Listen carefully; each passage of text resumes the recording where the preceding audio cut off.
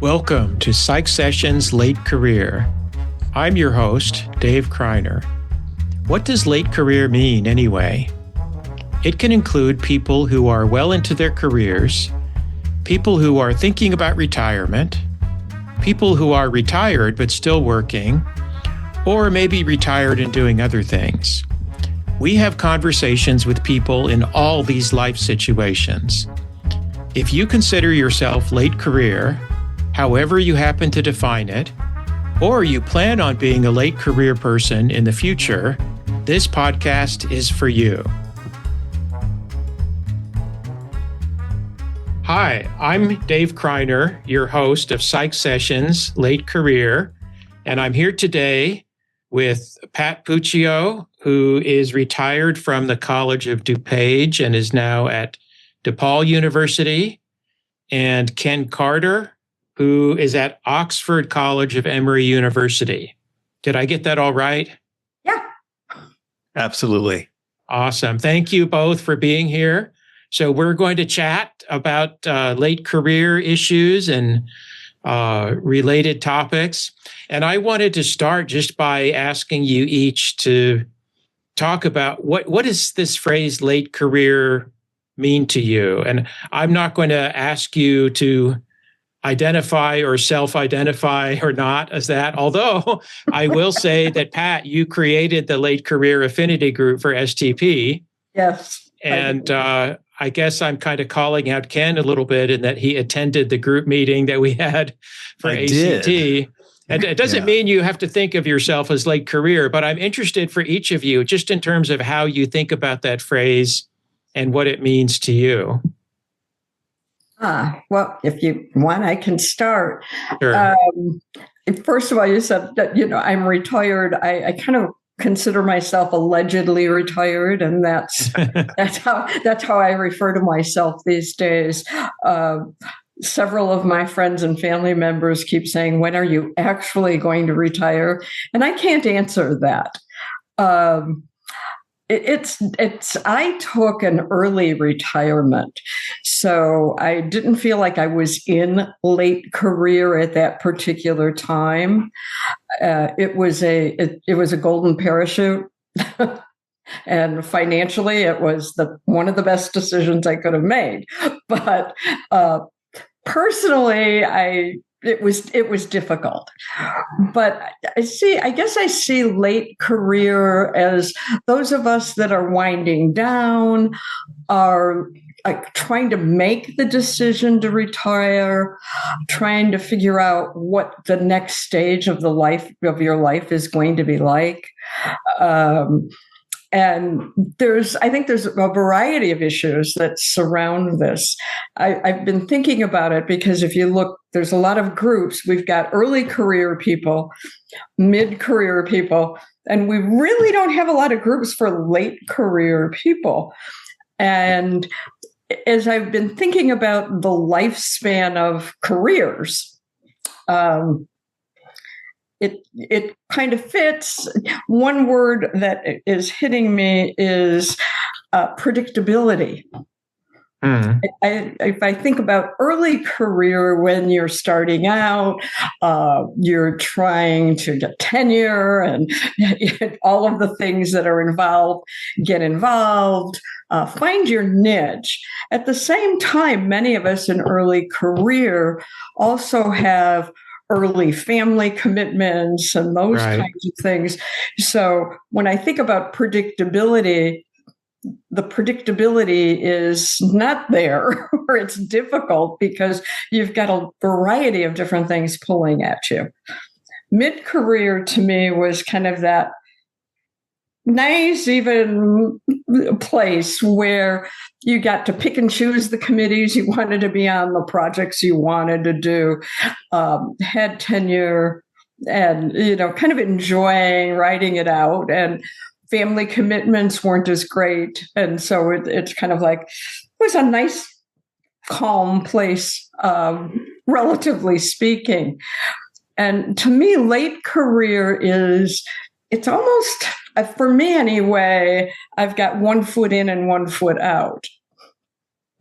Right. That sounds kind of interesting. I'm thinking of some people talking about one foot in the grave. I'm not thinking about that.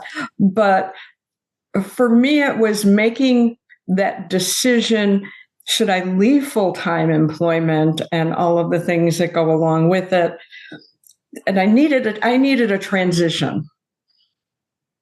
So as someone who's allegedly retired, I'm in that transition period. And that was a choice I made for my career. So Ken, it's you. Yeah. And so I will say that I was in that group, and I was so delighted when I saw that you could sign up to be part of that discussion. Because I mean, I'm having an amazing career. I've done, I think at maybe 20 years ago, I had met all the goals that I wanted to meet. And I'm at the point where I'm doing things because they're interesting to me, or I want to be part of that conversation. I'm not doing things to advance my career. I'm doing things because of where my interests sort of lead me. And so when I saw that there was a late career group, because there's always early career groups, I hadn't ever seen a late career group. And so it was delightful to be part of that conversation, because there's some things I've been thinking about, and I really haven't had a lot of people to talk to about those kinds of things, and probably one of the most helpful conversations that I had in that group was someone that talked about faculty sort of career in terms of chapters, and being at the point where you think you might have a certain number of chapters left in terms of your career in the university or the college. And what do you want to make of those chapters? And so it really helped me to think about, what I might want to do with those chapters. And so for me, late career means I'm doing things driven not for promotion, but driven mostly from my own interest, and also thinking about like what I want to make of the work years that are remaining. Yeah, I really resonate with that, Ken. And what your thoughts about sort of having more choice and making decisions about what you want to do that are more rewarding to you personally. I definitely identify with that. I wonder if you have the same feeling I do, that I feel for me that because of that, my work is more meaningful to others as well, that I do better work in this sort of later stage in my career where I'm not doing things, at least in part, because I'm concerned about tenure or applying for full professor or some other external reward. What do you think about that? Yeah, absolutely. I feel like in early career, if there's a teaching award or some award coming up, you're thinking, "Oh my gosh, one day I hope to be considered for that." Mid career, it's like maybe I'll get that. And late careers, I hope they don't choose me because you're hoping that it will be for somebody else, right? Even though you might, I don't need another award. I want to help people to get those awards for them. So I'm really, and oddly, when I became a full professor and then later on a distinguished professor, I was actually more productive than I was previously because I was focusing on the things that brought me passion. Yeah, that's definitely what I've found. I see you nodding, Pat. Do you agree with that? Has that applied to you personally? It's kind of interesting. I didn't get to end those chapters because of this golden parachute. Right. And it was a decision, it was a financial decision for me to leave, and not really a professional decision for me to leave. And I think that's why I'm allegedly retired, because I couldn't give up the part of the job I loved most, and that writing that last chapter. And for me, it's the teaching. Now, my career was at a community college, so research was not a part of my career. It's something I'm kind of regretting, but It's not something I want to get involved in at this point in my life either. But I've been able to keep doing the part of the job I love, which is teaching and mentoring. And I teach all online. So I've tried to find a way to juggle wanting to have more personal time. Sure. And so online was the way for me to do it. I wanted to have time. I figured I'm retired, allegedly. I want to travel. I want to actually exercise more instead of talking about it. I want to spend more time with the little people in my life again. It's kind of like early career, it was their parents. Now it's the children of their parents. But I love spending time with the kids. So for me, this was the best transition because it not only got me to write my last chapters, so to speak, professionally, but also personally. Yeah. And so a lot of my friends and colleagues say to me, how do you handle teaching all online? Because I'm just slightly social and having those connections.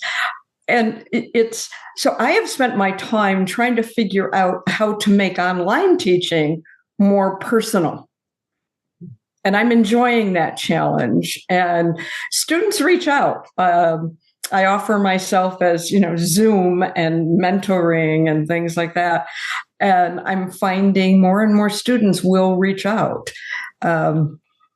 So I think both you, the two of you, are at trying to figure out if to leave and what will the next chapter be once you leave and how do you write those chapters before. For me, I left. So I'm writing that last piece. And it's been nice to have the flexibility to do it the way I want to. Yeah, and that's you've hit on there, Pat. A lot of my motivation for doing this podcast series is kind of personal to me. You identified, at least for me correctly, that I'm at the stage of thinking about, should I retire? How soon should I retire? And importantly, what is my plan? What should I do when I retire? And a lot of the benefit I've personally been getting out of talking to folks, in this kind of range of late career, retired, allegedly retired, but took another job, it's kind of helping me think about, well, this is going to be individual for different people. It's not the same correct answer for everybody. How do I negotiate that for me? For me, I've always felt like similar to what you said, Pat, like the teaching is definitely the most enjoyable part of the job. As I've heard some people say, I would do that part for free, but don't tell the administration. Right. So to me, that's kind of the ideal retirement that I have in mind, is that I might teach a couple of courses and not have other responsibilities, perhaps like the kinds of things you were talking about, Ken, when somebody asks you to do something and you're hoping that they don't turn to you. Yeah.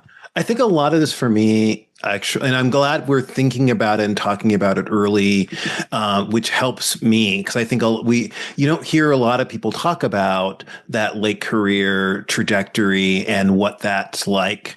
And I think the earlier people start to think about it, the more they can be both financially and emotionally and professionally, and your identity ready for those kinds of things.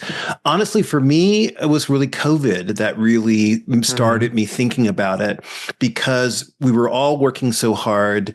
People talked about working from home, but I felt like I lived at work rather than working from home. And I didn't want to return to that sort of overwork. So it started me thinking a little bit about what my life might be like after I retired.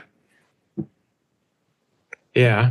Yeah, I think I got a similar impression going through the pandemic conditions. And I think it sort of opened up some possibilities that I hadn't really thought of. And one of them, like you were talking about, Pat, I think for me, prior to the pandemic, the idea of online teaching, that was kind of, I had sort of a fixed view of what could be contained within the schema of online teaching. And it did not include things like synchronous interaction with students, which we now know is no big deal. You can do it if you want to. So that does kind of change things. Yeah. And it's interesting that you mentioned the pandemic. I was already retired and teaching online. And I mean, as it happened to all of us, I mean, we got a notice at Depaul that we're on quarters. So it all timed with end of quarter finals when that March shutdown occurred.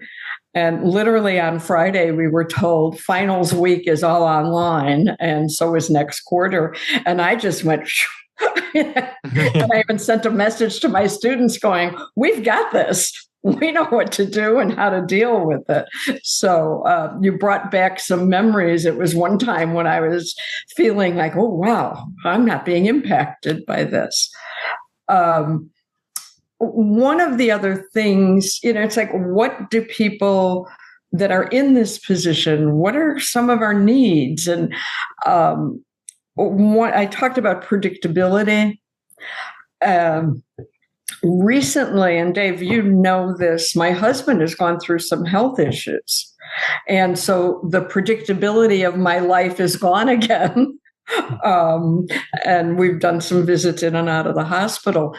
And I'm really happy to be in the position I'm in because I've got the flexibility to deal with that. And, I've worked in doctors' offices and hospitals and things like that. But the other thing it's done for me is continuing to work in the online. People have, talked to me about stress reduction. I know you've got to figure out how to get rid of the stress, and you've got so much going on in your life. How can you keep working? And for me, it finally hit me, and I'm not sure when, being able to still do the thing I love is my mindfulness. Mm-hmm. When I'm interacting online with students and responding to discussion posts, and I try to make things personal as much as possible. And I'm totally in the moment. And so when it's difficult for me to turn my mind off in other ways, boy, sitting in front of my computer does it. Yeah.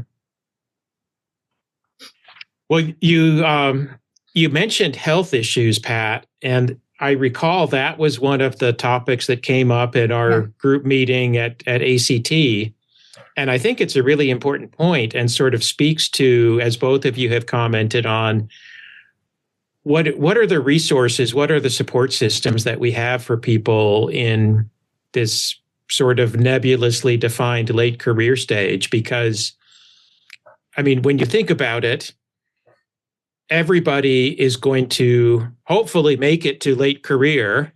And if you do, you're almost certainly going to be dealing with health issues, whether it's yourself, loved ones, mm-hmm. and, where does the support come from and how do you negotiate that? I really think, based on the conversations I've had so far on this podcast, if there's one resource one type of resource that would be helpful, it's really conversations like this. It's having a community mm-hmm. that we can connect to, and certainly the STP affinity group that has become more active with people exchanging questions and advice. So do you two agree with that, or do you think there are other things maybe that would be good resources for late career people? I think offering the opportunity to have support, kind of a support group. I mean, and who better than a bunch of psychologists to be in this group? Right. But for a variety of different things, and I'm looking at it right now as a caregiver. And, to be able to share with others some of the pieces that are involved with that, I think would be very beneficial. Yeah. I don't know what you think, Ken. Yeah. I mean, it's never too soon to focus on your wellness, right? And so whether or not you're allegedly or actually retired or in a late career, I think focusing on that wellness piece in terms of the mental wellness and health, in terms of support structures, but also even some preventative things in terms of movement and stress reduction and things like that. So, and also understanding that a lot of those communities that we have in colleges and universities are a bubble for us that help create those structures that make it easier to access those social supports, those connections, and that maybe in retirement we may have to be more intentional about those connections in ways that we weren't when there were just people around us more often. Excellent point. Yeah. And it's something I've thought a lot about. There's not that hallway connection anymore. It's gone. Right. And so you definitely do have to be intentional. And maybe that is something we can offer as a group through STP. I think that's a good idea. Yeah, I agree. I think that's a great point too. It's one of those things that, at least for me, if you had not mentioned that, Ken, I maybe wouldn't have really thought about the reality of that until I'm already in that situation, right? And I suspect there are a number of people like that who don't really consider, that's one of the things that's going to be really different if I'm no longer in this building, in this office with colleagues around me physically. Mm-hmm. But we'll still see those people at NITOP and STP and ACT. And so thinking about, how to access those support networks. But also, to me, the only thing I ever wanted to be was a psychologist, right? I remember deciding that I wanted to be a psychologist when I was in 5th grade, having no idea really what it was. And so a lot of my identity is sort of surrounded by that. And to think about and part of what I'm sort of figuring out in these last chapters is how to either maintain or to shift that identity after I leave the university. Yeah, definitely good to be thinking about that now. Yeah, that's excellent point. It's like, who am I? And that's probably another issue folks are struggling with. What is your identity? Yeah. And I look at some of my colleagues, I've decided to stay within teaching and within psychology as kind of my part-time work. But some of my colleagues that I worked with at the college are in completely different worlds, and some people have branched out. I'm thinking of one of my close friends and colleagues. She got into an antique business. Yeah. So, there's different outlets. Yeah. And to me, there's something really beautiful about that. I've written a book about thrill seekers and risk takers. And I think that being retired may also give you, a lower risk way to try on a new identity, to open a antique shop when you might have the resources to be able to make that happen in a very different way than you might have before. So to me, that's an exciting possibility and prospect. Yeah, I like that idea. And I think it underscores that retirement can mean different things. Mm-hmm. It doesn't have to mean that you're no longer working. Right. It might mean that you're doing different types of work, or that you've changed your line of work, or that you're doing work without getting compensated, or any combination of that. And I think you're right, Ken. I think that's kind of magical that we have that opportunity to try on those different things as we get to that point in our careers. Let me ask you both, switching gears a little bit, to kind of think retrospectively, over the course of your careers. Can you think of anything that you wish you had known early in your career that you know now with the benefit of all your experience? And maybe thinking in terms of, you can think about what would you like to tell your younger self about your career, with the idea that I'm hoping that people other than late career folks will listen to this episode, and that maybe they'll pick up something that would be helpful to them that you wish you had known early in your career. Can you think of anything like that? I'm laughing because one is really obvious that I've heard a lot, and one is a little less obvious. One of the things that's really obvious is that people always told me, and I didn't do it as well as I could have, which was put away money for retirement, early on. Everyone always says that. Nobody pays attention to it. But I would have said, no, really do that. And here are some stock picks. The other one that's less great. Obvious is that I feel like there's a lot of the university that really sort of encourages overworking, and really the structures are set up in that way. And I feel like a lot of my own overwork was my own doing, and that I think people weren't paying as close of attention to what I was doing that as I was paying close attention to what I think I should be doing.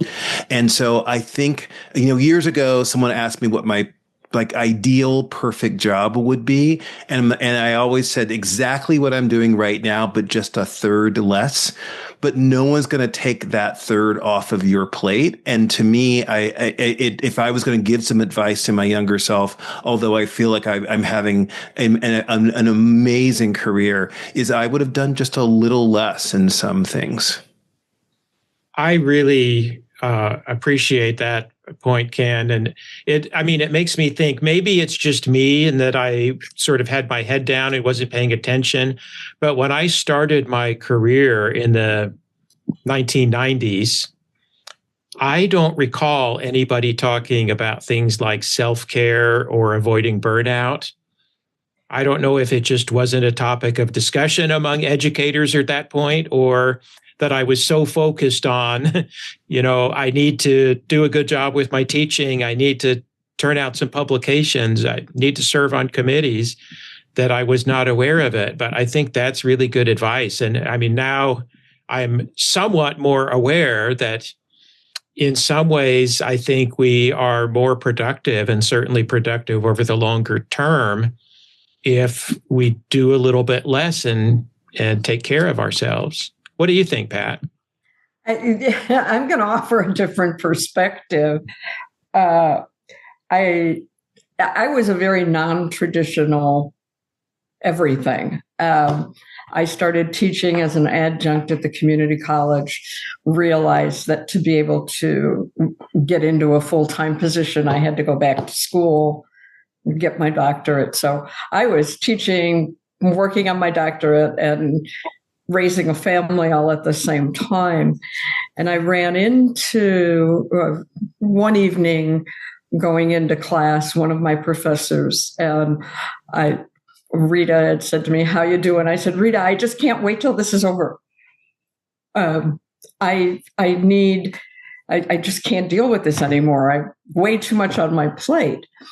And Rita, who was quite wise, looked me in the eye and said, "Pat, when this is done, you're not going to have any more time, because you're the kind of person who fills whatever time you have." And I hear Rita saying that to me often. So as much as I think I would value leisure, I'm always trying to find something to fill that time. So I'm kind of coming to more of the realization that I have to be busy. This is my personality. So I'm finding different ways to be busy than I did when I was in my career. And I guess that's the beauty of being retired. You get to pick those things you want to be busy at. but I'm not fooling myself anymore thinking I'm going to have leisure time or have less on my plate, because I don't know how to do that. Yeah. And I do think it ties into what you were saying earlier, Ken, about feeling like you're able to make choices to do things that are more important to you. Mm-hmm. I feel the same way. And I also feel, I think similar to you, Pat, that, if I have free time, I'm going to find something to do with the free time. And if I don't, I actually start to feel physically anxious. It's like there's something I should be doing. Let me find something to do. A little bit of downtime is great, but more than a little bit is uncomfortable for me, and it sounds like it is for you too. So I think that's a good point. Is that it's retirement doesn't have to mean downtime. It just means let me make some choices about things that are more important to me, and that's what I'll fill my time with. Mm-hmm. Can I ask you each to think about what are some things that you have found personally the most rewarding about your career? What stands out to either of you about that? Students. Mm-hmm. Yeah. Relationships with students. And I think that's why I'm still doing what I'm doing. It's to me, mentoring and it's not even the imparting of knowledge, the psychological knowledge. It's the mentoring and helping them really get to know themselves and help them get to the next steps of their lives, and just the friendships and relationships even with students over the years. So for me, that's it. Yeah. For me, it's relationships, those mentoring connections with students and faculty have been really important to me. I'm also a first-generation college student, so really being part of the conversation about psychology has been an important thing for me. Going from holding my first textbook ever when I was, 17 or 18 years old, taking my first psychology class, to having a student hold my textbook in their hand and talking about things in psychology. If that's been such a really amazing journey for me, and makes me, if I could go back and talk to that fifth grader who wanted to be a psychologist, he would not believe the kinds of things I've been able to do in the last years. And so just that, being happy about those kinds of things for sure. That's amazing. Isn't that great to be able to think back and then, be able to take some pride in all those things that we did work so hard and they came to fruition in that way? Yeah, it doesn't feel. I guess it just feels like amazement in some ways. Yeah, but I'm just, sure. I'm happy for the groups to be able to talk to other psychologists, to sort of be in that community and to do the things that are advancing the things that have always been important to me. So that's been a real joy. Hopefully somebody answers my phone quickly. One of the things I've been thinking about, and I'm going to kind of change the subject here for a minute, sure, is what impact those of us that are late career, retired, whatever label we want to put on it, what impact can we continue to have on STP, APA? I feel like there, you mentioned Jane Helen, and she has contributed so much. And Jane is one of the folks that I met very early in my career when she was still teaching in Wisconsin. And you don't want to lose that. Mm-hmm. And I'm missing some of the connections. When you're no longer working, you don't have an institution to pay for you to go to these places. Right. How, and I'm thinking, maybe we need to, band together as a group and see if we can make some changes within APA as well. In terms of, I like that, reduced rates for convention. And I also love the idea of having panels that sort of cross these different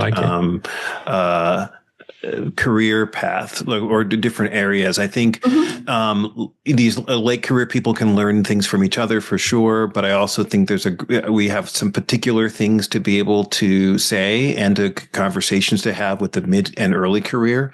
And so I think this podcast and other connections like it, I think is going to be really helpful for people as they sort of think about the different structures in their careers. Mm-hmm. I really like that idea of, a format like a panel discussion with people at different stages of their careers. Maybe we can make something like that happen at ACT or NITOP and maybe all of the above, APA, and just start getting people thinking about, how we can make these connections and share advice, share resources. I know for me, Ken, earlier you were talking about, I asked you, what advice would you give? And one of the pieces of advice was, think about the finances long term. Yeah. It is hard to think, at least it was for me, early career. It's hard to think about the person that you're going to be, 30, 40 years later, financially or really any aspect of your life. We sort of have that disconnection, at least I did, from my future self.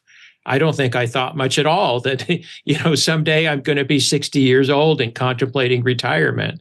That was just so kind of foggy in the distance. So I think if we can have people in a format like that, where they can actually sort of anticipate, your early career now, and maybe what you're focused on right now is getting tenure or whatever the objective is right in front of you. But look at us. Same thing that happened to us is probably going to happen to you. You're going to be late career. And to do that sort of caretaking for that future self. And some of that caretaking involves even small choices in terms of finances that are going to make a big impact later. And everybody always, it's not that I never heard that, I just didn't do it. And if someone said no, really do it now, maybe I would have. Yeah. Yeah, I agree.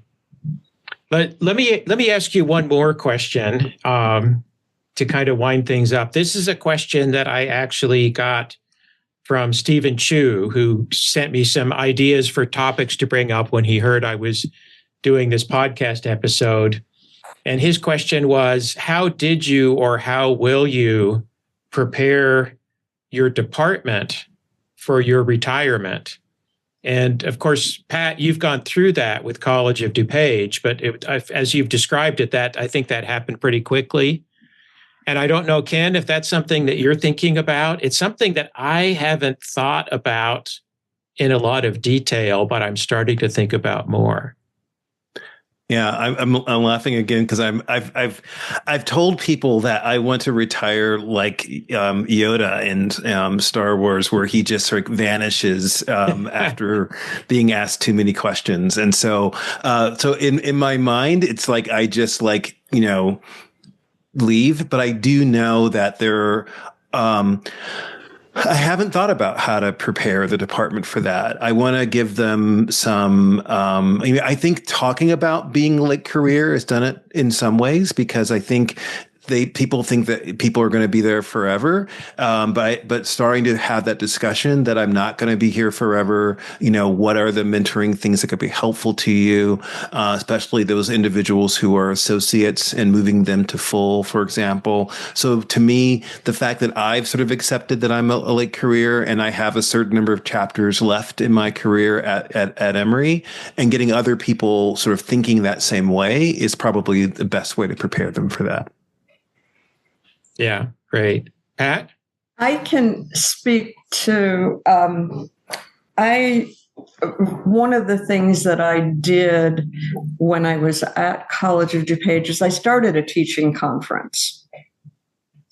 And it's something I was quite proud of, and did it for over 20 years. It was a crazy decision. I don't know any of you who know Wayne Whiten. I worked with Wayne, and he dragged my first, I think, month on the job. Wayne said, "You're going to a conference in Evansville, Indiana." Really? And he literally dragged me It was probably the best thing that ever happened to me. That's where I met Jane and Charles Brewer and just any number of people. And in the car ride on the way back, I'm like, this is really something we need to do. We're in a great location. And so Wayne was just like, I can't stop. Don't do this. You don't have enough time. And he left and I did it. But that for me was a real important piece that I didn't want to lose, was the conference, because one of the things about the conference being located in a metropolitan area, and we had a lot of really strong high school teachers of psychology as well. So you had the community college folks, you had the university folks, all within close driving distance. And so that was one of the things I did, was pull those folks all together. And so for me, it was, okay, good teaching will continue, but how do I get my conference to stay going? And so that was targeting some folks that you could mentor and getting them involved and planning for those transitions. For those projects that go beyond your teaching, that you want to see continuing, I guess is the point I'm making, and was able to do that. So I was very happy to be able to find someone. And then COVID hit and the conference kind of died on the vine, so to speak. They're still doing a little bit online, but it's not the same. Yeah. Maybe it'll come back, though. Yeah, I'm hoping it will. That's great. All right. Very nice. Well, I appreciate both of you making time to chat with me about some of these late career issues and thinking about retirement. And I definitely think some of the ideas you've shared will be useful to other people. Definitely have been helpful to me. So thank you both for your time today. Thank you. Yeah, thanks for having us.